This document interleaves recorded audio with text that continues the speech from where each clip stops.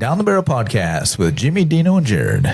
Okay, so today we're back with some bow hunting talk. We're here with Mr. Brandon Ladoux.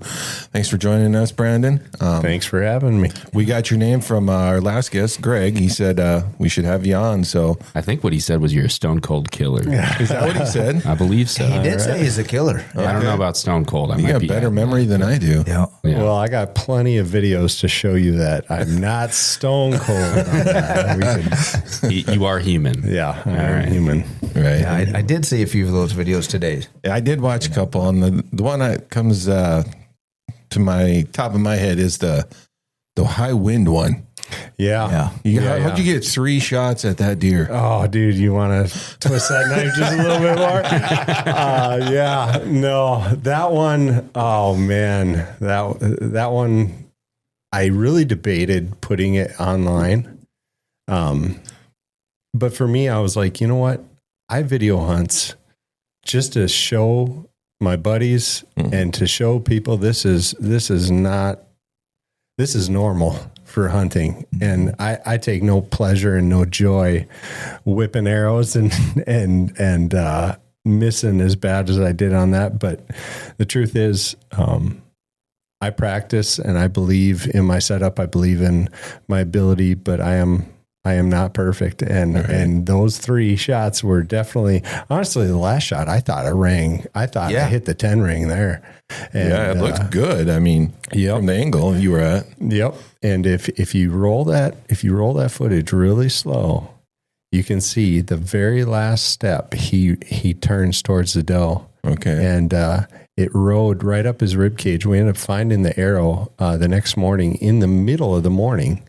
Not an ounce of blood on it. And if you look in the video, we put it on the big screen and zoomed in as close as we can. And you can literally see the arrow hit tick, tick, tick, tick right up the ribs into the front shoulder and get stuck. Really? And then as he's running away, we kind of just sat for a few hours just on that video, just going back, where could it have been? Did it get up in there? I thought in the initial moment, like that buck is 100% dead. Yeah. Not a doubt in my mind. And then as we kind of went through it, we tracked it. We followed that deer's tracks for almost 3/4 of a mile, didn't find one drop of blood. But it was in the middle of a cornfield, so it was super soft, and we could see his footprints, and he ran for, I bet you, probably close to 300 yards. And then he started walking. And then he started running again, and then just kept going. I wish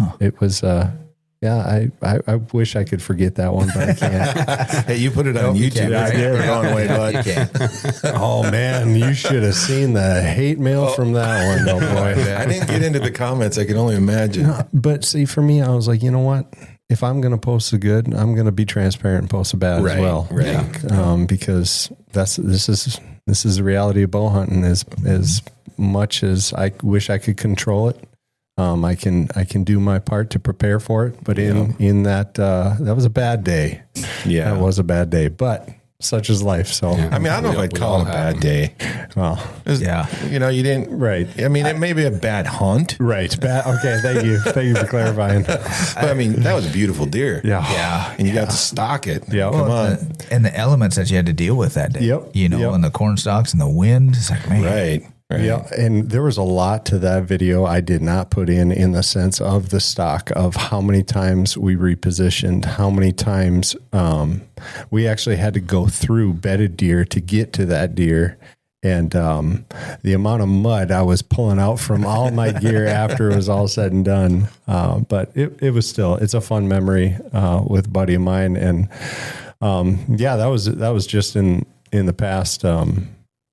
Well, I bet that probably was maybe 3 years ago, maybe 4.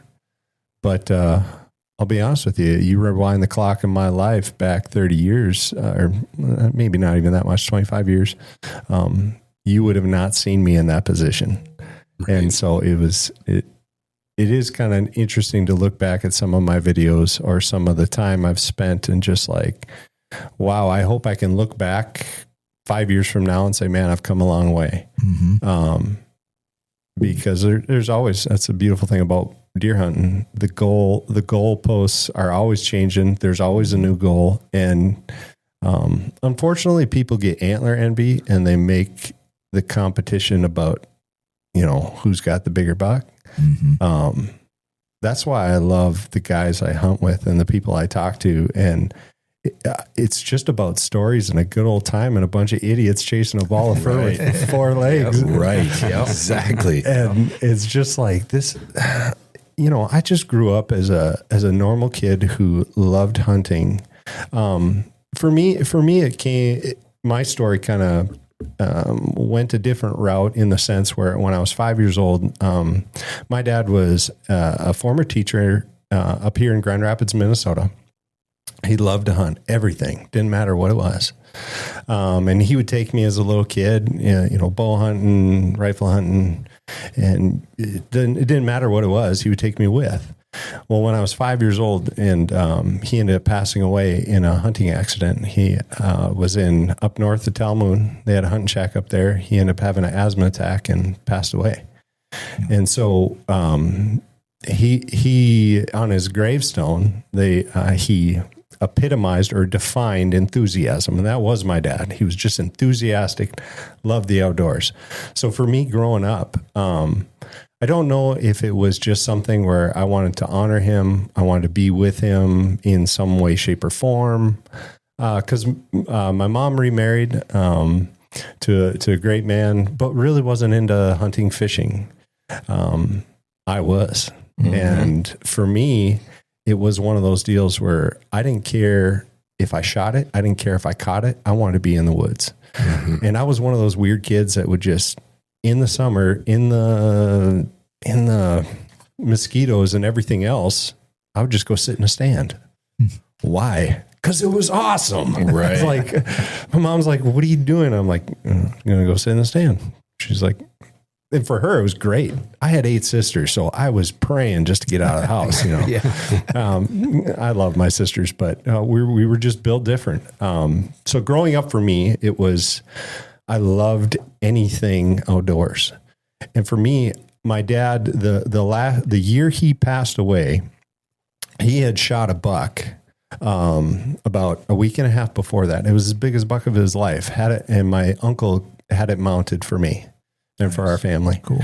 And so my entire life, I grew up looking at this deer, thinking it was the biggest thing in the world. And it was it's like a maybe 115 split G2, shot it in northern Minnesota, but just this chocolate rack, heavy, burled out, just a big bodied deer. And you know how you hang on to stories that kind of get you through, when you're sitting in a stand, what are you doing? You're thinking of stories. You're thinking of the dream scenario. So for me as a kid, that motivated me big time.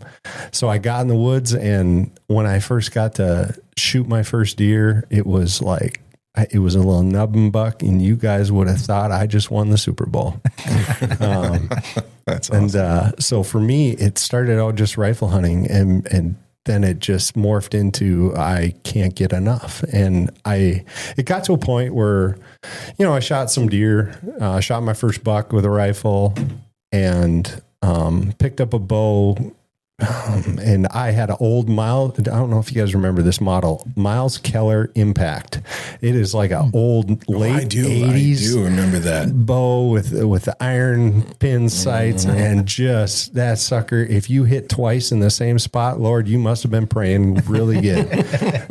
But it was one of those things where I had the old Easton, was a 3270 aluminum arrows. Wow. Yeah. I think that's what the number was on them. 4570. 4570. There it is. Man, things, you're shooting a log out of that sucker. You're right. But I was so infatuated with it. I'm like, my dad did it, I can do it. Right. And so for me, the competition was never against anybody else. It was always the deer. But then it kind of morphed into, we grew up in a big family.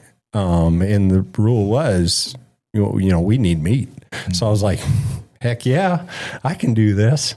And so my parents, and with all the licenses we had, it was just nobody else really wanted to go through the grind. I'm like, sign me up, baby. I'll do this. And nice. So I just, the learning curve was hard, but for me, it was just getting in the woods. Didn't matter if it was duck hunting, grouse hunting, deer hunting. And it got to a point, though, where I started hearing a lot of just excuses of people of, man, there's no big bucks up here. Man, there's no deer here. It's just too many wolves. And we had some rough winters, and I get that. But I wanted big deer, and I was like, I don't have any other option. We had a family piece of property north of Nashwauk that I pretty much cut my teeth on hunting, and it was interesting because I believe for a number of years, like, oh, there's no big bucks, or there's just no deer up here. And then I was just like, man, I'm just making excuses. So then what ended up happening for me is I was like, oh, I'm going to do just something different. And I then believed a mindset like the best time to hunt ever was 10 to 2, 10 a.m. to 2 p.m. Why that was, I was like, I was the one killing deer between that time frame. Well, it was when everybody else was getting out of the stand, going back to the shack, and they just constantly kept bumping deer to me. I'm like, this is awesome. You guys keep doing your thing. But it grew up for me it was just that camp mentality. It was, we all get together, we all shoot. We weren't huge into deer drives because it was a little tough. We didn't have really clear cuts or things like that to really open things up and set up for that. But it was just hunting for me, and I loved it. And nobody had to tell me to go do it. I just went and did it. But then it kind of transitioned for a bit where I started asking questions like, I feel like every hunter does this. Like, what am I doing wrong? I'm doing something wrong. Mm-hmm. Like, I'm hearing people shoot big deer, and I really wasn't getting the quality of deer I wanted. So then I really had to kind of humble myself and be like, well, am I doing it right? And so then I grew up on guys like Chuck Adams and, just old school bow hunters. And you hear the Drury brothers, but I'm like, I don't have thousands of dollars to buy my own hunting property. There's no way. Mm-hmm. So I just kept listening and asking people like, what do you do? What do you do? How'd you mess up? This is how I messed up. And just those conversations. People don't want to talk about how they failed. And boy, I learned so much from people that were willing to talk about it. And it helped me a lot in my journey. But then I would say the biggest pivot point for me was once I kind of made that decision, I just kind of went full sail into bow hunting.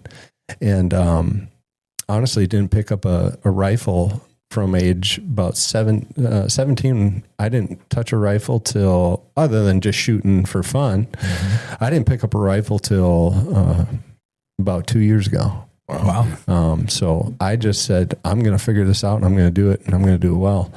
And that was a not a good thing to say, because I didn't really do it well. There's a lot of mistakes along the way. But when I did that, a buddy of mine, actually wasn't a buddy of mine. We built a house for his parents. He was a duck hunter at the time, and I would always give him a hard time. Like, man, you into that flying liver? You made me try a real sport like bow hunting and stuff like that. So, but that's a beautiful thing about deer camp. It's that just kind of ribbing people and having a good time. And he got into bow hunting, and one of his close hunting buddies left and moved, and he was just like, man, and they were kind of getting into the film and stuff, and he lost his hunting buddy, and I don't know, his dad had said something. He said, hey, Brandon's way into bow hunting, give him a call. And his dad was the one we built the house for. All of a sudden I get a call like late November. Hey, you want to come down bow hunt? I'm like, do bears poop in the woods? Like, sign me up. Let's go. So it's like, yeah, you just tell me when and where. And I had already seen some of his videos. Him and a buddy did it. I got down there, and I don't think he really understood what he was in for, because I never left. And that was down in Princeton area. So I was, at that point, I already bagged some decent bucks up here on public and private. And once I got down there, I used to think like I just got to work harder than anybody else. Well, you can say that, but what does that mean? So for me, I was like, I would pick the farthest spot on the map and go. And then all of a sudden, like passing some really good sign, I get to the spot and I'm like, man, this spot's terrible. Looks good, but it's not that good. So then once I got down there, he opened my eyes to just a different style of hunting. And my buddy Ryan, he just probably the most generous person I've ever met. And he was fully into, I told him my goals and he was fully sold on, hey, I'm going to help you get that goal. And I bet you for almost 6 years, I was at his house pretty much from opening weekend to almost Christmas. I bet you I missed maybe 3 to 4 weekends. Bless his wife, because I was a single guy and just showing up and saying, hey, we're going hunting. And he would film me. And so I learned the filming stuff from him. Well, this is kind of a beautiful story in the sense of how we got to where we're at. For those of you that know Andy Whitcomb down in Princeton, his best friend is Joel Maxfield, the vice president of Matthews. Well, Joel and Andy hunted and filmed together all the time. Andy would always film Joel. And Ryan and my other buddy lived down in Princeton, and they got Ryan into filming. So then Ryan, it was just this beautiful passing the torch of, hey, this is what we know. This is what we do. And all of a sudden I got discipled in that way with the filming stuff. And what ended up being just what I thought a weekend in a bow hunting woods turned into something I never thought it would. And I just never left, and I just hunted and hunted everything for, like, it didn't matter where it was. It didn't matter if it was in Princeton. It was, whether it be in Camp Ripley, I hit up Camp Ripley a lot, and just, that's at that point I realized I've done this wrong. And I would say the biggest thing I did wrong was I did not adapt. I spent years of my life in the woods, not changing what I've always done because I've always done it. I hunted the same properties because I knew them. I felt comfortable with them. I went to the same stands with the same wind, and just the results they produced, but they didn't produce the way I wanted. Mm-hmm. And once I got down there, it was I would say a next level for my hunting journey. Especially in the bow hunting aspect. We both really loved bow hunting. Ryan is a better shot than I'll probably ever be, but we each have our strengths and weaknesses. And it was one of those deals where there was a group of 3 of us, which then morphed into 4 of us. And then we just played off of each other of people's strengths and weaknesses of that nature. And then it got to a point when I got in college. I lived over in Bemidji, and man, the public land over there, I just had a field day. And the caliber of bucks over there, it was just amazing. And then I got into like, okay, I have the filming stuff in my back pocket. I got the gear, and that's when I would probably say I got into being a insane gear junkie. I am not poor because I don't have a good job. I am poor because I have a hunting problem. Right. And I got to a point where people would tell me, this is the best thing ever. Well, is it? I just didn't buy it. Mm-hmm. And so I was like, well, I'm not going to just believe you that's the best thing ever. So I started buying this and that and comparing them. And, once Craigslist came on, I was like, this is the best thing ever. And then you got Facebook Marketplace, and I'm like, now I got a serious problem. Right. Yeah, no doubt. And so it got to a point where I never wanted my gear to get in the way, which I did. I can't tell you how many different stands I've owned and how many different stands I would never buy again. And different techniques I tried and probably wouldn't do it again. But it was just a fun season of life for me where I just hunted everything I could. And then I had the opportunity to go out west, and bless my mother. She was very against it. I took the entire fall off. I didn't work. I didn't go to school. I said, I'm hunting. That's all I'm doing. And she's like, can you just finish school? Well, I had the option to student teach in the fall or the spring. And for me, that was not a question. It was like, I'll do the spring. That you tell me I don't have to go to school for an entire fall? So I took the whole fall off. Nice. I went to Colorado elk hunting. I shot my first elk in the first 2 hours of my hunt. We were there for 2.5 weeks. And it doesn't normally work like that. You are not kidding, man. I lived out there for 13 years, and it took me about 13 years. I was like, this is the best place ever. We saw 47 elk the first day, 7 bulls, and I shot and unfortunately shot and hit a bull high. I thought I completely missed it. And there was a tiny speck of blood I hit right on the top of the spine.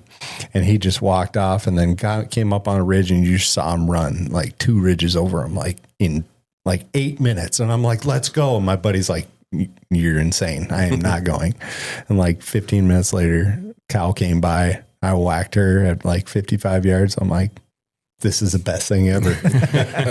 Until we had to pack it out. Then everybody hated me. I'm like, this is great. They're like, you're 6 miles back and you shot a cow. I'm like, yeah, why not? So it was awesome. And then we didn't see another elk for a week, but it was a grind. But then I came back, and then I hunted, I spent, again, 2.5 weeks in South Dakota just chasing after big bucks late season. Unfortunately, wasn't able to score on that, but it just opened my eyes to, hey, the things I've learned and the things that people have taught me, it plays wherever you go. Mm-hmm. And it just it hooked me to a point where I was like, yeah, I'm going to do this. And then guess what? God had a plan for me. I got married right after that. Do you regret it? Oh, heavens no. Heavens no. But not only that, my wife's first husband passed away in actually Lake Pekegama here. He was a youth pastor. He passed away and drowned, and she had 4 kids. And I was a bachelor hunting and living the bachelor life and just go, go, go. And I ended up, my dad ended up doing some work on our house, and he's like, my dad was trying to set me up with any single girl he could. He's like, hey, you got a package deal here? And I was like, nah, that ain't gonna, no, Dad, it's not going to work. But ended up getting married, and my life completely changed, especially in the hunting aspect. Mm-hmm. That fall that I took off from August 28th to December 15th, I missed 6 days of hunting. And the reason for those 6 days was mainly because of travel. All the rest was just hunt. And it was amazing. And then I got married. I went from being single to a wife, and then having 4 kids because she had 4 kids. Mm-hmm. And the very next year I got to hunt 9 days. And only 6 of those days I had a bow in my hand. So remember, if you roll back to what I said earlier, remember how I said the biggest thing I learned back then was adapting? It changed my hunting outlook of what I should do completely, of how I need to adapt, because I can't do it the same way I always did. If I'm going to be a dad the way I should be, and if I'm going to be a husband the way I should be, I can't spend... I really don't want to know how many hours I used to put in for scouting and just being in the woods, but I knew it had to change, or I probably wouldn't have a wife and kids, Right. Yep.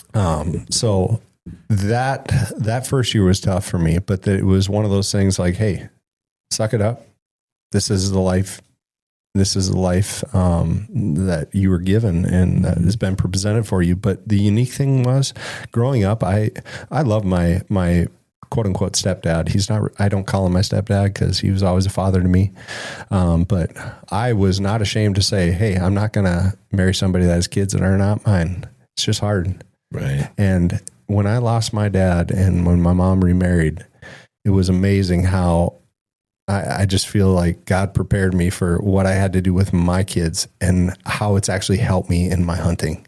It's amazing how I've had to be so much more efficient with my scouting and scout in different ways. So that led me to kind of the next phase of my hunting career of, all right, how am I going to do this? Because I'm not stopping hunting. That's just, and I told my wife the very first time I ever met her, I said, hey, I'm a bow hunter. And she's like, yeah, I know. I'm like, no, You don't understand. I'm a bow hunter. And I told her, not trying to be arrogant or mean. I just said, if you're looking for a paycheck, I'm not your guy. If you're looking for a best friend, I'm in. Mm-hmm. But there's still parts of me you got to accept. And it took some years. We always, during the fall, I think every guy manages that with their spouse. But she really saw that, wow, like I'm really into this. And it was kind of a shock. So, the transition for me was, different hunts where I would just be like, hey, I'm just going to go here just to go. Now it's more of, if I'm taking my kids out or we go in the woods, I am constantly scouting no matter what. Mm-hmm. On Wednesdays when I go cross country skiing or go snowshoeing or just get in the woods, I have to find those little sweet spots of time where it may not be a 2-hour or a 5-hour hunting trip or a scouting trip out of state. This is a mini scout to a new area I've never seen. And all of a sudden I see a tree and I'm just like, there it is. There it is. And I just put it in the back of my mind. It's not hunting season, but I'm just going. So using kind of family time and scouting time, to do it, trying to make it efficient. And my wife does, she kind of gives me a hard time. She's like, man, you don't turn it off. I'm like, I can't. I love to tinker. I love everything hunting. It doesn't matter. Like I'm the insane guy that plows a shooting lane in their front yard just so I can shoot my bow in the winter. Why? Because that's my release. That's my peacetime, whatever you want to call it. So it just kind of transitioned for me of being more efficient in that. And then also with my buddies, going to spots out of state. And then my brother got into bow hunting, bless his heart. And so it was like, all right, dude, let me show you this world. And so all of a sudden now he's going to Idaho, Montana, Wyoming, North Dakota. And he's like, hey, what are you doing this weekend? I'm like, nothing. He's like, let's go. So it's like, okay, let's go. So we do, the Wyoming trips. I went from a person that would hunt, I used as a kid, just climb in trees and hunt from a tree. Then I went from, ladder stands are the best thing ever. And then pounded my own stands into trees and then realizing this isn't working. I have to constantly adapt. And then once I got out west and how it didn't matter what the day was, there's plenty of spots I don't hunt the same spot twice. I'm like, and my success rate went through the roof. And just learning from other people and other places of just like, hey, watch this video. What did I do wrong? What'd you mess up on? What could I have done different? Did I access correctly? Was I in the right tree? And then, people ask me all the time, well, where do you hunt? I'm like, that's a silly question. Everywhere. Yeah. I'm like, well, I used to say, as a kid, I hunt up north of Nashwauk. Now for me, it's people ask me, where do you hunt? Wherever the big bucks are. I don't care if it means knocking on doors, if it means public. let me go. If they let me go, I'll go. So it transitioned to something different. And people are like, well, what, are you a stand hunter? Are you saddle hunter? I said, well, what's the scenario? Because like I said, I'm a gear junkie at times. I want to have every tool in the arsenal to help me be successful. And so unfortunately I have a lot of stands. I have a lot of different setups because, I just love the nuances of each one. But with the filming stuff, it is, I would say it started off in the climbers with my buddies. It's definitely transitioned from that. A lot of out of state stuff. We usually only bring a platform, just one platform, because we're just trying to tuck up in the nastiest small. Like I sat in a Russian olive tree. I kid you not, that was maybe 4 inches around, and we killed a giant in a 4-inch Russian olive tree just to get some elevation on some grassy spot. There were just like, there's no trees. But then that transitioned for me to my buddy, Sam is probably the most adaptive hunter I've ever met. And he opened my eyes to, stop thinking like a Minnesota hunter of just sit and observe, watch them from a distance, try to pick your way in. He taught me and helped me transition to a point where when you got to go, you got to go. So there's one particular hunt where, okay, you brought up the big buck high wind, right? Mm-hmm. That was one. I was watching that deer from like 500 yards away. And I was like, man, what do I do? What do I do? And he looks at me. He's like, what do you mean? What do you do? Get down. I'm like, well, I had this little mantra where I would say, it only takes one. Only one, it only takes one. One could walk by any minute. I got to be ready. And he was just like, do you want to watch him from here or do you want to watch him from 30 yards away and kill him? And I was like, and this is where buddies are it's such a great sounding board to have. And that's why I love the stories people tell. And so at that point we got down and I was like, I get in this kill mode. Greg actually gave me this little, it's a dumb little, plastic thing I have on my bow. It looks like a frog with his tongue sticking out at you. And he's like, just to remember that you're supposed to have a good time while you're hunting. And so for me, when I get locked into a deer, it's like, I feel like I'm going into like a cage fight. Like, all right, you're dead, sucker. Here we go. Like, come on. So I just get intense. And my buddies are always just like, hey, take a breath. I'm like, oh, dude, I'm great. This is the best thing ever. They're like, you look like you want to kill somebody. I'm like, I do. It's just I want to kill the deer, man. See, stone cold killer. Right. That's what he said. And then we got a buddy like Jim here that he'll kill anything as soon as it steps out. Shoot That's it. right. Yeah. He would have tried to shoot that buck at 500 yards. Oh, come on. I would have tried to get a little closer. Yeah, that's true. Yeah.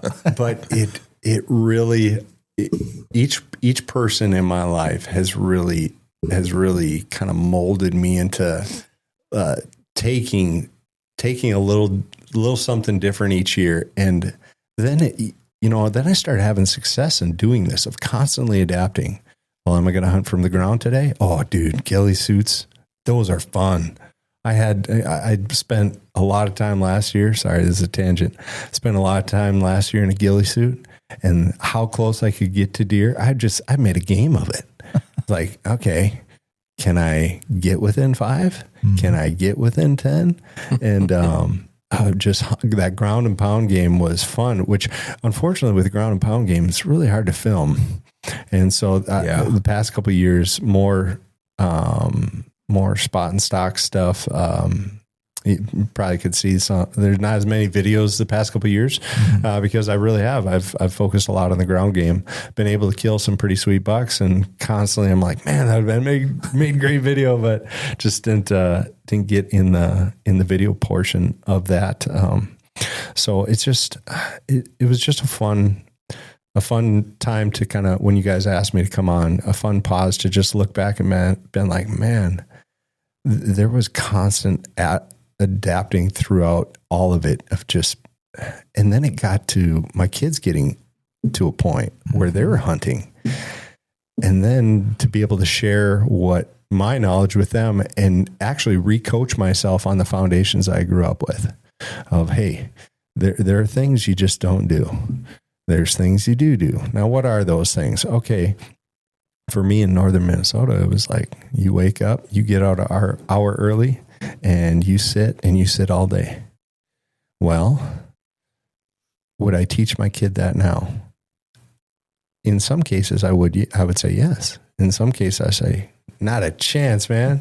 Not a chance. And so to teach them just little nuances and to see their fire through it and to try put them, we always talk about the learning curve, how it's slow. I want to make the learning curve as quick as I can for my kids.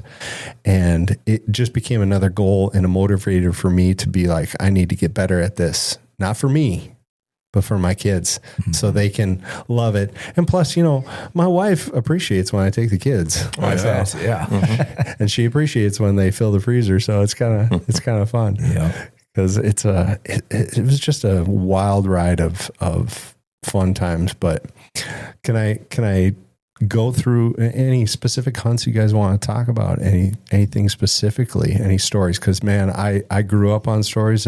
I love the camp stories. So anything specific you guys want to focus on? Well, I know you had a video titled, what was it? Miss $2, get $2. Can you explain that one a little bit? Clickbait.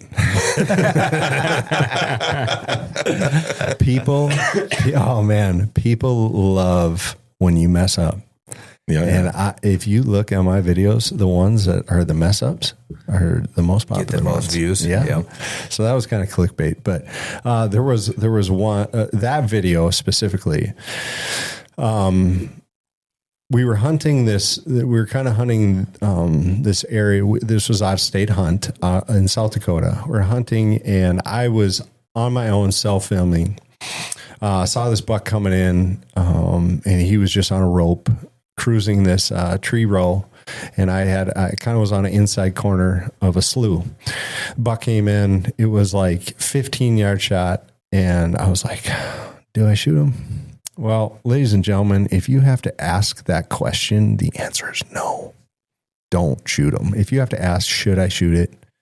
And if you're at a point in your hunting life, if you think if it's big enough, a buddy of mine says, if you have to ask that question, the answer, it's not big enough.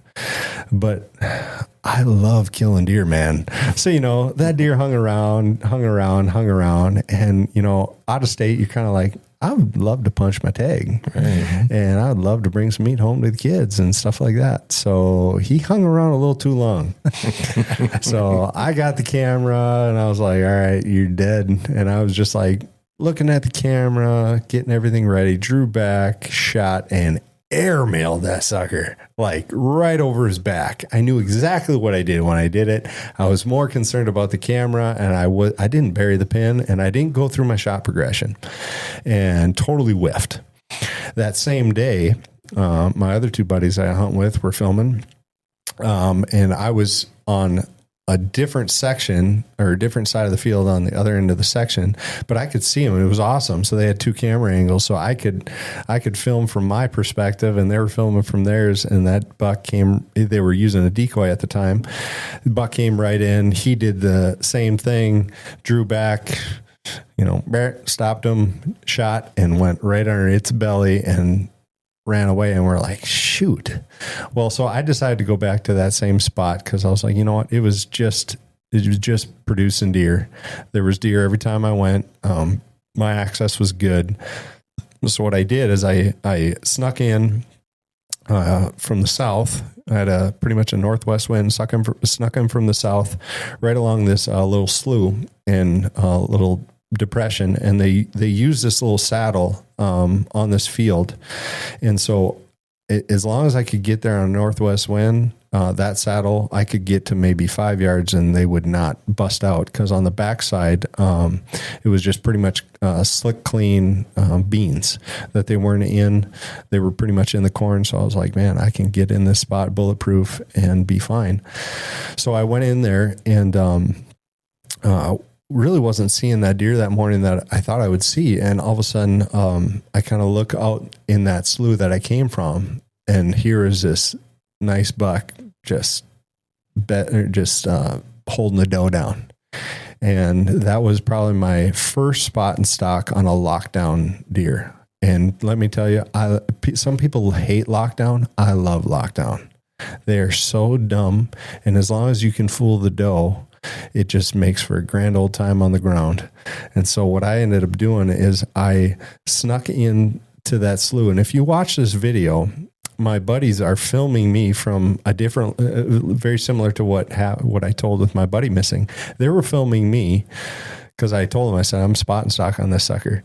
Well, I got in the slough and I didn't realize that the slough grass was so matted down. It was like maybe to my knees. So I'm like belly crawling through the slough, and luckily it was dry. So I was good on that aspect. But this was probably definitely a mistake on my part, where, you know, when you're on the ground, things just look so much different.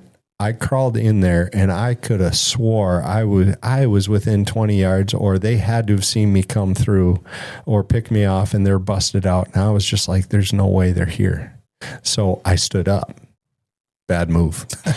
But this is after sitting there for 20 minutes and I'm like convinced they're gone. And I stood up, and then all of a sudden I was like, all of a sudden I see to my right, the doe stood up, and so I hit the deck. Luckily, she didn't see me. I just got lucky there. And she shifted and bedded down. I'm like, if she's there, there's no way he left. So what I did is I just there was one lone little deadhead sitting there. I just I crawled to it, leaned up against that, and I grunted and I snort wheezed as loud as I could. You see it on videos all the time. It's got to work, right? Right. I've never had it work for me.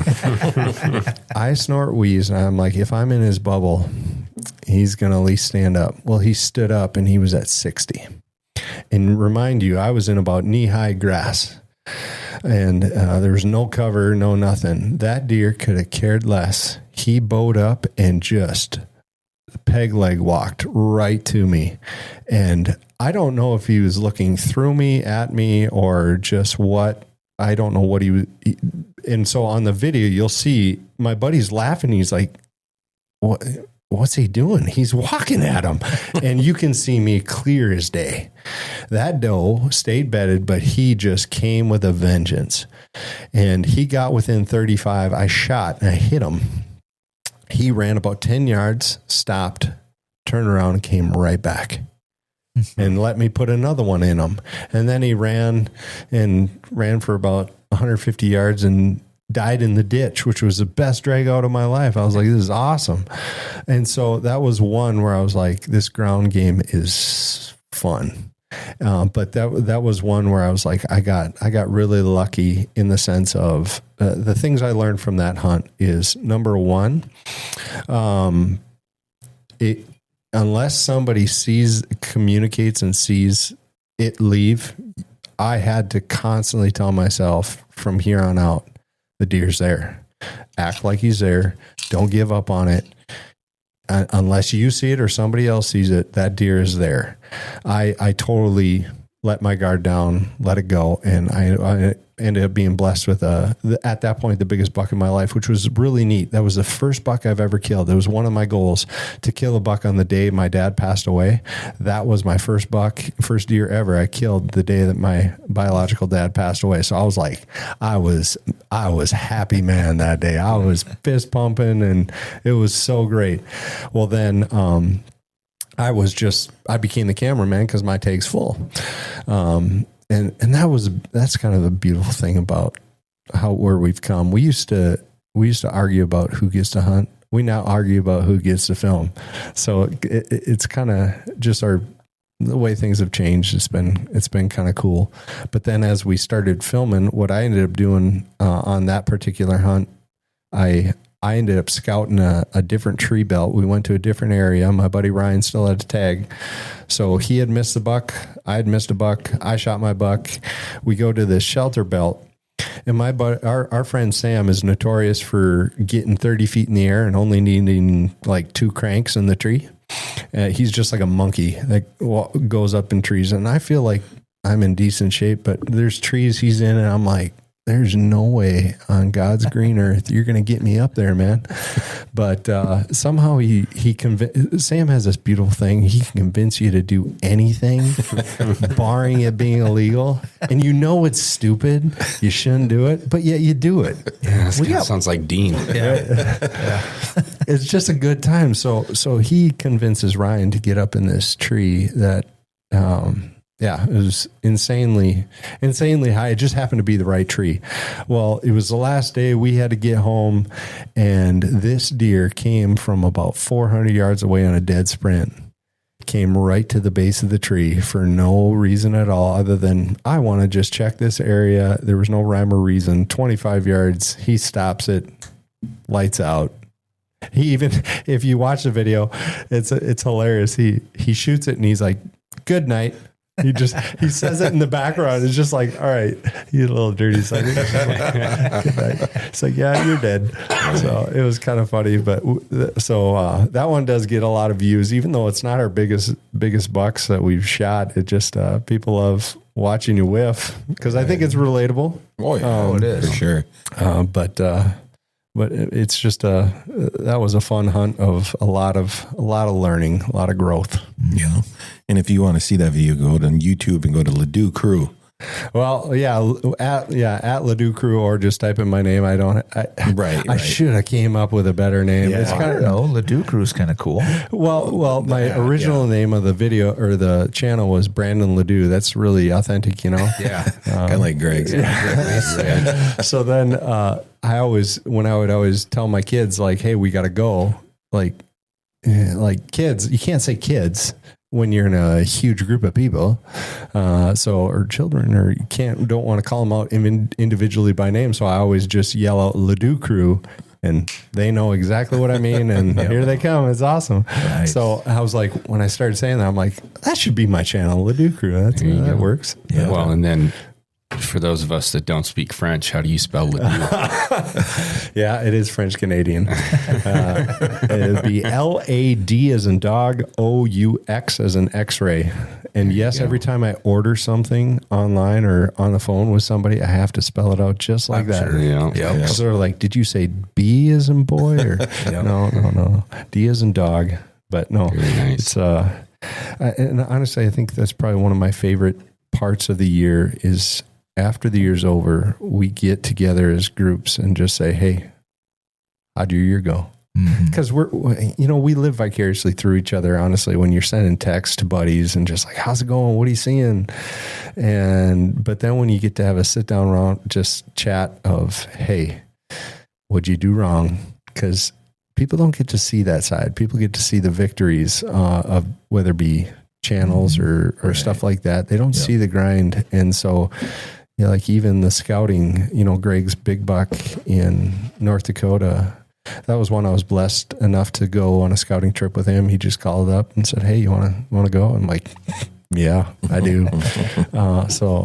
And then when he shot that buck, I can totally replay the exact shelter belt he was on. And I was like, you're so happy for a buddy because you know exactly how hard it is.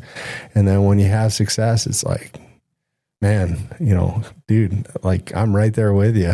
It's so awesome. So no, the video part has gotten to a point for me. It's like, I know I suck at self-filming because, and I told friends this, they're like, "Why don't you get more self-film stuff?" Here's why, because I don't practice with a camera. My shot sequence, I practice so much. My shot sequence is just it should be automatic, and it becomes automatic, but I don't have a video camera right there with a camera arm practicing. Hey, turn it on, hit the record, get the angle, then draw. Like for me to break my sequence, and I was saying I need to really for me, at least for me, some guys can do it and they're great at it. I can't. Like I'm really methodical in what I do and how I do it. And I want to have purpose to how I'm attacking a spot or setting up my gear in the tree. And so all of a sudden when something goes to break that cycle, it can be hard for me, the discipline, to just be like, turn the dumb camera on. You brought it, you hauled it, let's go. Trust me, we get it. Even when I'm hunting with a rifle, I've got one of those. We all have one of those Tacticams that, barrel mounted, whatever. I am yet to turn that thing on before pulling the trigger. A few weeks. I have not filmed a single hunt with it. I haven't. I think I got one, and I had The inside of the blind. the inside of the blind. I did do that one. And then I think I had one, and I actually had it on the whole time sitting in the stand and shut it off because Tacticam 1.0 sucked. They fixed it since then. But, you had the 3 or 4 vibrations. So it was on the whole time. I had my foot, I had trees, I had whatever. But then when I went to shoot the buck, I turned it off. When I went to shoot, it's like, are you kidding me? Well, a few weeks ago shooting that just coyote. the coyote hunt the other day. Yep. And that's just a simple one button. One button that I do all the time when I try to get the menu. I know. But of course I didn't turn it on. Yeah. We've tried self-filming and filming hunts, and we just, same thing, you kind of get in routine, and I don't know, I've got this muddy camera arm, and maybe it's too heavy. Of course it's got to be 18 years old. Oh, I don't know. Something like that when we got those, and it's almost probably too big to be able to do that, or it's just I'm too lazy and fat to take all this stuff with me to set up. Right. But I would love to get more into filming, and we've talked about doing it too, just on our group. Usually our hunts are pretty boring though, dude. Usually, Let's be honest. Yes, usually. But our bow hunts aren't too bad. Right. The only one I have successfully filmed was the spring turkey last year. And that's because I brought a GoPro down. Right. Yep. Was able to turn that on once I saw the turkeys coming, and didn't have to remember to, hit something on my bow before drawing back. Right. Yeah. No. I'm really good at getting pre-roll. Hey, you got to do that. Or after the shot, like, hey, well, got one. And In the moment's tough. Yeah. Mm-hmm. And I think I tried to record Allie's first deer. We never got one. And then I wasn't with her when she actually got it. And I tried to get Aiden's first deer. He missed. And then we didn't have a camera on when he actually got it because we were in a totally different spot. And then this past year when I was with him, didn't even take the camera. I don't know why, but I should start filming those hunts again because otherwise I'm just sitting there sleeping. Right. On my phone and telling him, put your phone away. Look, Right. I can be on mine. You can't be on yours. Right. Right. So yeah, it can be such a, for us, it's one of those points where we will spend literally hours rewatching stuff of old, of stuff we didn't even post, and just be like, man, I forgot we sat there. Oh man, this, and then you start looking at it, you're like, because there's been times where I'm like, do I take the camera? And then when I watch those things, I'm like, you're darn right, I'm taking this camera.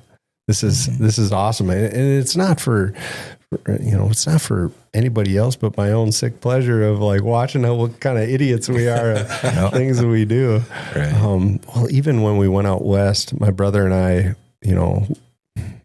we've kind of done this thing where if he gets, we've rotated out of state tags. He gets out of state tag, I film him. I get out of state tag, he films me. And so that mule deer stuff of just filming those hunts and how many bad calls I have made or he has made, it's just been like, oh, I forgot about that. One bad call, we went in this ravine and got into some rattlesnakes. Oof. And Call. That was a bad call. Well, you're in hunting mode and all of a sudden you hear one fire off. I was like, oh my goodness. And my brother's terrified of snakes. So it kind of made it funny for me. But, and then all of a sudden we kind of shifted like 5 feet over and then there was another one to our right. And then we're like, okay, let's go between them. And then we got surrounded. We realized like, oh, they're all over. And I'm like, at that point I was just like, you know what? I don't care about deer hunting right now. I just want to get the heck out of here. But that was one where I kind of forgot, and all of a sudden the video feed came up, and I was like, oh, those little stupid danger noodles out west. Like, I don't like them. Yeah. My brother's like, we could buy one of those shot things, you put in your leg for anti-venom. Yeah. I looked up online. They're like $100,000. So expensive. I was like, dude, you're dying, man. I ain't buying that for you. Heck no. They get that big old tall snake boots, but they're not comfortable. Right. Right. So for you guys, do you ever find that with other people, you get that kind of, do you experience that antler envy? I see it from people. Is it a thing, or is it, I don't see it as much with, I'll be honest, with rifle hunters. I don't see it as much. Bow hunters, I can see it at times. Yeah, there was a time I think in my life where I was. Yep. But anymore, not so much. No, I'm just out to enjoy the hunt. Back then, yes. But is that? Why is that? Is it because? Is it because I've got bigger antlers? Well, you do have bigger, but who got you into bow hunting? Yes, you did. He did. He got me into bow hunting. So That's awesome. and the first year, it was the first year bow hunting. I got my biggest buck. Yeah. And that was northern Minnesota. And then my next biggest buck was Kansas just a few years ago, 2020. Yeah. Yeah. Yep. So Because the only reason I say that, like, I loved the stories, but there was times in my life where I was like, man, my buddies are just whacking giants. Like, what am I doing wrong? What's wrong with me? And that's when I would say that's just hearing people's stories, and that helped me out big time of even, well, here's one. This one, sadly, I didn't get on video. I was going into a spot I had set in my mind, Minnesota style. I'm going to hike to the farthest spot, and I'm going to sit in the worst area, worst conditions, because it, I don't know, makes me feel like I did accomplish something. I started hiking and got to this little bend in the trail, and I'm like, I am not sitting by a trail, by people. I don't want to do that. I crossed this bend, but there was this little pond down to my right, and there was private land to my left, and there was maybe 150-yard swath there between water and there, and it happened to be a dry year, and there was tracks all over, and I was like, heck no. I just kept trucking, and I was dumb enough to keep going all the way to my spot. I got to my spot. There's not a lick of sign, not a lick of sign. And it was one of those, I'm like, why are you leaving deer to find deer? This is just stupid. Mm-hmm. So luckily, I was younger at the time. I beat feet, and I got back to that spot as quick as I could. Unfortunately, there was no setups. It had to be another ground game setup. So I set up in this, I don't know if the DNR did like a burn pile or whatever, but it was on public land, and there was just this little burned out brush. And so I tucked myself in there, and full of soot and it was just like, yeah, I'm going to regret this. And right when I did that, I was kind of like moving and shifting stuff around. I wanted to get comfortable because I was like, I didn't want my head to be exposed. I wanted to get comfortable because, what's wrong with being comfortable, right? Mm-hmm. And then all of a sudden, about 135-inch 10-point, about 35 yards away, caught me totally unprepared just for comfort. And then at that point, it was just like, hunting has nothing to do with your comfort. Get in kill mode, man. Mm-hmm. And that sucker just kept trucking, didn't miss a beat. I tried to stop him. He didn't care I was there. He just kept going. Yeah. And then, so what I did is I crunched down like a ball and just kind of put my chest down, had my bow in front of me. But doing that for a few hours, your feet fall asleep. And It was one of those deals where I was like, suck it up. Well, I kind of wimped out and I couldn't suck it up. So what I did is I kind of knelt up on my knees and I put my head right against that burnt log. So I was like, I'm going to just blend into the tree. And I literally had a doe come from about me to you away, which is about 2 yards? Yeah. 2 yards. It was the coolest thing. That deer walked right up to me, and it couldn't tell what I was. It was upwind, but it, she started to do the owl head thing towards me, stuck her nose out, tried to figure out what the heck I was. And all of a sudden she like bounds off. As soon as she bounds off, I look to my right, and I have this buck on the recovery video, 12 pointer, just burled out 12 pointer standing to my right, 35 yards. And this is, it's probably maybe 10 minutes left of light. And so my feet are just killing me, and he's like looking at her. He doesn't see me. And it was one of those deals where I was like, all right, what do I do? He's not on my correct side. So I had to I just leaned up against the tree and pray that stump didn't tip over. And I grabbed my bow and I drew back in the most awkward position. And I just let it, I just settled the pin, let it fly. Well, unfortunately he ran back towards private, and I knew I hit him good, but it was one of those deals where I got back to my buddies. They're like, "Oh, where'd you kill him?" And I showed them where I was, and they were like, "Oh, you said you were going here." I said, and it was one of those encouraging moments for me of like, "Hey, no, just because you were going there to adapt it, to see the sign." Right. And you hear that all the time, but it's so easy to get locked into like a plan and not be able to adapt in the moment. And that was one that was encouraging for me. It's like, hey, you might be a slow learner, but you are learning. And ended up that was a stretch of time where I shot 3 of my biggest bucks in 11 months, all scoring over 2 over 140 and 1 over 130. So the moose buck, it was a moose buck of 12, and then an early season 8.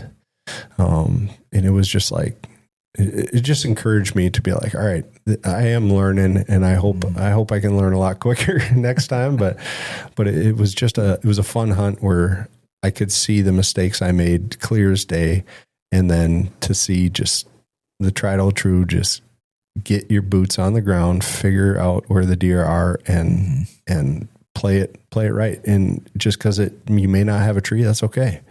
And just because it may not set up perfect, you can make it perfect if you want. Yep. And it's just kind of fun to see what I would view as just a very ambitious kid wanting to kill everything, and how many dumb mistakes I made, and I still make them. And that's why I love the video game, or not video game. Sorry. the videoing of hunts, because, I know as I get older, I'm going to forget things way more, and to go back and look at the times it comes together, it's like, yes, thank you. I did not deserve that one, but thank you. That was so awesome. And then plus you have buddies there that will make sure you remember your mistakes. Right. Oh yeah. That's what they're for, right? Exactly. Oh, that's great. But yeah, when it comes to, what you were saying about, antler envy or whatever, in a way, I do see it more with bow hunters than rifle, for sure. And I think social media and stuff like that has definitely increased that more. And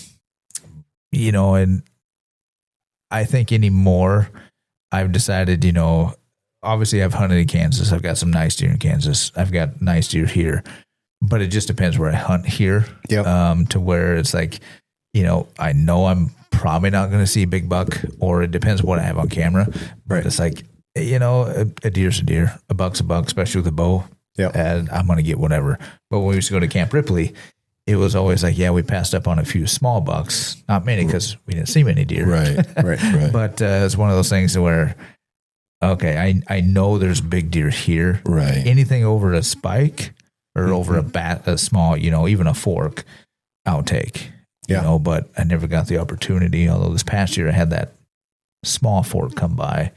I tried to draw on him, but my saddle was not, I don't know what I did, but it was not working on my weak side, and I felt very unsafe. So would I have shot him if I would have had the opportunity? Yeah, probably. I probably would have, just because, like, you know what? I haven't shot a deer in Camp Ripley at all. Yeah. So it's like, it's a deer.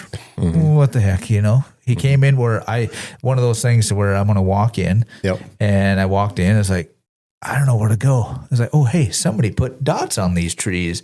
This might be a good spot. I had a nice ravine. Right. Had some good trails, had some decent size. Like, I'm just going to set up here, And lo and behold, I had some does come in. Yep. And then he came in.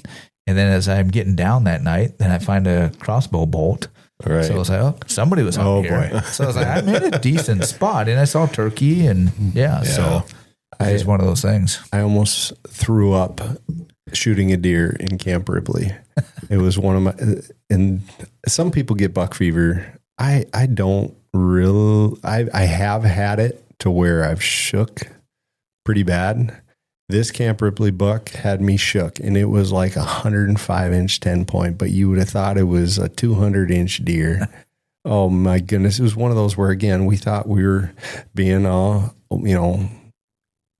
God's gift to bow hunting of like, hey, we're just going to go as far as we can. We hiked in there. It was early. We got in there and we climbed the tree. Gets daylight and there's a road like 30 yards away. Isn't that the way it always goes there? Yep. I think I walked a mile and I get up the tree. He's like, well, there's my truck. Right. I was just like, this is back before Onyx and stuff. And I love that season of life because I got so excited as a kid going to the courthouse and buying the plat books. I spent so much money on those. I still have some. Yeah.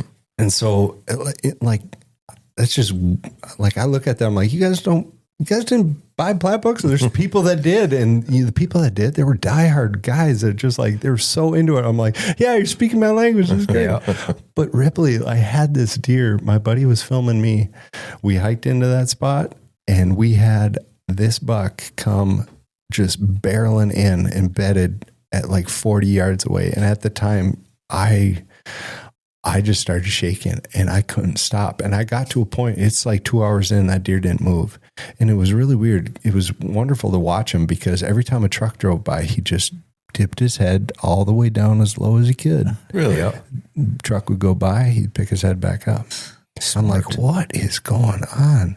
And so like for me, I'm like, all right, while you're hunting, every guy does this. You play the scenarios out. You get the mental reps in of any scenario situation that could happen. So I was doing that. And my buddy is like grabbing my shoulder. He's like, dude, you got to calm down. Like, really, you got to calm down. And all of a sudden, like, I'm starting to feel sick. I said, I think I'm going to throw up. He's like, you better not. I will kick you out of this tree. Well, it eventually stood up and I realized why it was running. Somebody else had put an arrow in him way back, like low on the guts. And I was like, I think that deer's wounded. Well, the one spot he came in was the only spot he could get out. Well, he decides after 2 hours, he got up and I'm like, I go to get my bow and he starts walking that same path. And I got one small window at like 42 yards. I probably shouldn't have sent the arrow, but at the time I'm like, I don't get these. At that time, I got maybe 1 or 2 opportunities a year, and I'm like, I'm making my shot. Mm-hmm. I made it, and it was if you want to call it blessed, lucky, God led it, I don't know, but it rang true, so perfect. The deer went 30 yards and died. Nice. And right when that happened, another truck pulled up and saw the deer fall over. And I was like, darn right, I'm an awesome bow hunter. Yeah, you guys see that? Get down, and that guy's messing with the deer. And I look at my buddy, I said, if he takes that deer, I will fight to the death. And so it was one of those deals. It's like, we go to him, and he's like, say, it kind of looks like the deer I shot this morning. And I was like, Yeah. And he was like, I made a bad shot. You center punched him. It was great. Good job, man. And he was great. I was I was in defense mode. I was like, right. All right. I've seen this story play out before, but I think that my favorite thing about Ripley is when guys bring the deer back to the weigh station. Oh yeah. That was always our favorite. You hear the chuckles through the crowd when one guy pulls out like an 80-pound doe. You're like, who's going to be that guy? Yours is bigger than 80 Mine was pounds. 135. Yeah, yours is bigger than that. Yeah, he almost had the same thing with his doe. Turns out it was one of our buddies. Oh yeah. Luckily, yeah. I shot that doe and I'd let it go for, I don't know, 20, 30 minutes. Yeah. We climbed down, we met, and we started walking over. And one of our other buddies comes up and, well, we saw him down there. We saw a guy go down there. We didn't know he was supposed to be on the other side of the road. Right. Okay. And I remember seeing a guy kind of walk where his deer went. It's like, we should probably go find your deer. And we get down there and here this guy stands up and he's got blood from elbow to elbow. Well, here it's our buddy. You know, It's like, geez, we thought you were somebody else. Did you guys shoot a deer? He gutted it for me. Yeah, it was awesome. That's great. But yeah, we had been going to Ripley for, consistently 10 years in a row. Oh yeah, for sure. You know, when they started pretty much letting everybody in. So, Yeah. Have you gone since they changed the new platform? I have not. It was You would probably love it. You would definitely love it now. because when it was I was there before the all out free for all. Yep. And I hunted all the way to the free for all, and then I was just like, I think I'm gonna pass on that one. Yep.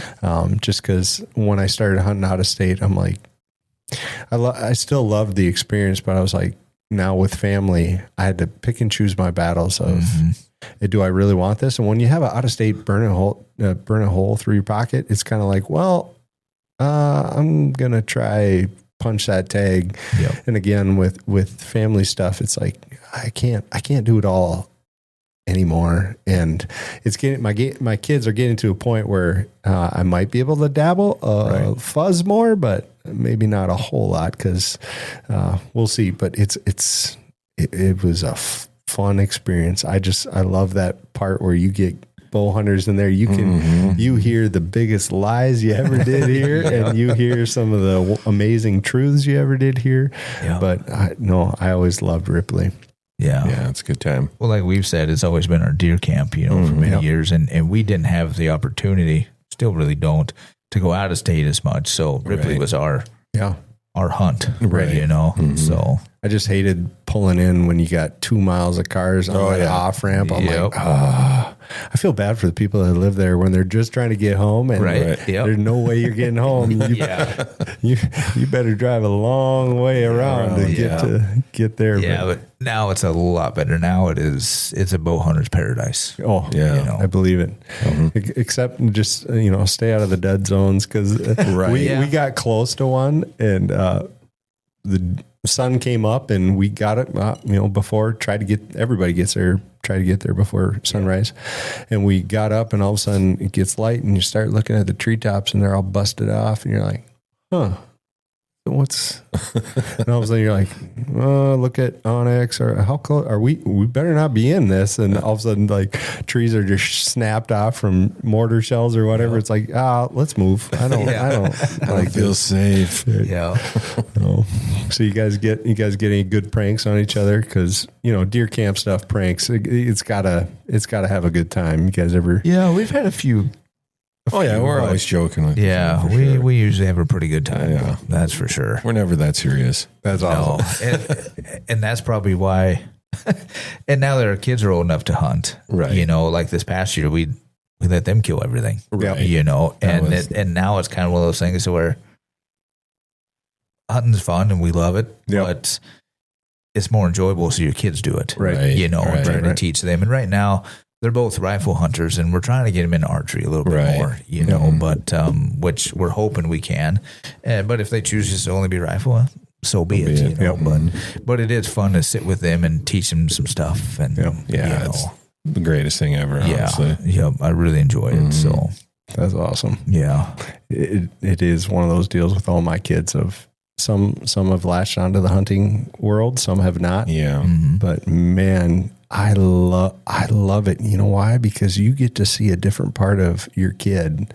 Like, what will they do in pressure situations? Like, right. You don't get to see that too often. And when you do, you peel back a layer that you probably never would get to see. And whether it be some kids, one of my kids, my daughter, she is intense like me. She, unfortunately, at her age, she can be, she's like, Dad, it's just no deer. It's kind of, and bless her heart, did some good, like I asked her, do you want to grind through this? And she's like, absolutely. But a couple days and days and days of grinding. Yep. And I'm like, honey, it's all right. We're going to see one. And then when she got a nice 8 point, she's like, Dad, I'll believe whatever you say the rest of your life and the rest of my life. I'm like, I want it in writing. Yeah, exactly. Right. So it totally flipped a switch, and it was great. It was great. Yeah. That was one where I was like, hey, you gotta aim. You gotta aim. And she's like, what? I'm like, it's right there. You gotta aim. She's like, totally not looking through the scope. I'm like, honey, look through the scope. And it's like 45 yards away. And she's like, oh, she aims and shoots and kills the sucker. I was like, oh, thank you. But, well, like you said, you see another side of your kids. The first year actually, I guess it was Rowan's second deer. But Aiden's first deer was, we were just kind of spot and stalk. Yeah. We happened to peek over this hill and it's like, oh, there's a deer out there at 100 yards, so we just getting the tripod ready and it's like, are you on it? Because we don't know how long it's going to be there. Right. And so we're all there standing and we're just in the middle of the other field and he shoots across and drops it, and then rolling that same day, walking out and stuff and there's another deer. So it's like, oh, there it is. So we get ready. So, those were unique opportunities that most people don't even get. And then we actually got to enjoy them with our kids. Right. And then this past year was a nice set. I don't know, probably, all of youth camp. Right. So that was 3-4 days. I think we sat with them this year and then 2 days and then another weekend. So yeah, we sat 7-8 days without hardly seeing anything. And then he got a doe, one day. So yeah, that's sweet. Yeah. My daughter did ask, she's like, are you going to make me gut it? I'm like, absolutely. She's like, seriously? I'm like, no, it's okay. You can watch it. Yeah. You're going to help me though. Right. You're going to help me. You don't have to do this one, but the next one, you're getting your hands dirty. Yeah. Aiden, first one, I did it. He watched and he got a little dirty, but this last one, I said, you're going to do this. He goes, and he was gung ho, man. Yeah. He put the gloves on and he's going to town. That's awesome. He got the whole thing. My son did the same thing. I said, first one's for free. Yep. After that, I'll coach you through it. My son is not a turkey hunter though. Well, I shouldn't say that. It's been a few years since I've taken him. One turkey hunt, we were stocking up on a turkey. We're just on the bubble there, 40 yards from it. And like we're about to make it happen. And I'm like just crawling and creeping and trying to get him set up. And it was like midday. And all of a sudden I'm like, all right, he's right here. And I go to look back. He's literally behind me, stretched out like he's on a beach towel, hands underneath his head, taking a nap. And I was just like, it's like, dude, come on. He's like, what? I'm just like, all right, you might be a deer hunter. I'm not sure about turkey hunting. Just might not be in the cards for you. Turkey hunt, I love turkey hunt, but man, I'll be honest, waking up at like 3 a.m. and then going to bed at like 11:30, just trying to roost turkeys late at night and then getting up early to get them off through. I'm like, I like my sleep. Right. No doubt. Yep. But it is fun. But yeah, we're trying to get our kids more in. We've done grouse hunting because we do that at youth camp, and like I said, bow, and I'd like to get them in. Of course, we just recently started duck hunting. Right, it's my first year last year. Yeah, so trying to get into that, and trying to fit everything in. Of course, it just I don't know why we chose duck hunting because we got bow hunting, duck season, fall turkey. yeah. And then deer season. So, our wives aren't really happy with us. They don't like us in the fall. Yeah. But we're always busy for work, too. So. Yeah, and then work is busy as well. So, Right. yeah. Right. Right. Yeah. So, guys, we're almost at an hour and a half. Yeah. So I think we're going to call this part 1 with Brandon. Okay. 'Cause you obviously got a lot more stories. Sorry, We guys. would like to hear them. No, we love it. We love it. Yeah. Trust me. But our listeners don't like to listen much past an hour. Right. So we'll call this part 1. And if you want to see Brandon's videos, YouTube at Ledoux Crew. Yep. Check Him out, or just search his name, Brandon Ledoux. Yeah, and I think we'll definitely have you back on for sure. And God, yeah. I think, Minbo, we need some of your product reviews and just your knowledge of what you've done, through, like you said, you have a lot of stands, you have a lot of equipment, just little tidbits like that. I think people would love. I love your guys' hat. I got one when you guys did the full draw film tour. I'm like, Rome City sent you there. Yeah, that's what I thought. Yeah, that's cool. Thanks for bringing that on here, though, or bringing that up here too, guys. That was awesome. We're going to keep trying to do it. So if they'll allow us again. So we just got to get more people there this year. Right. Yeah. Of course, they threw us in the big theater, so that didn't help. It was nice, though. It was comfortable. It was gorgeous. I mean, but we were trying to fill like 100 seats. They put us in a 700 seat theater. Like so maybe 40 people. Yeah, maybe this year we'll get 100 people, even if we aren't in a big theater, but at least it'll be better. I told Greg, I'm like, this is great, man. Our draw odds are awesome. Exactly. We could get raffled to this is great. Sign me up. Oh, it was a good time. Yeah, we'll try to do it again. So yeah, whenever you need gear reviews, I'll try not to break it. Awesome. Thanks. Cool. Well, thanks, and we'll be talking to you again for sure. You bet. Yeah. Thanks, guys.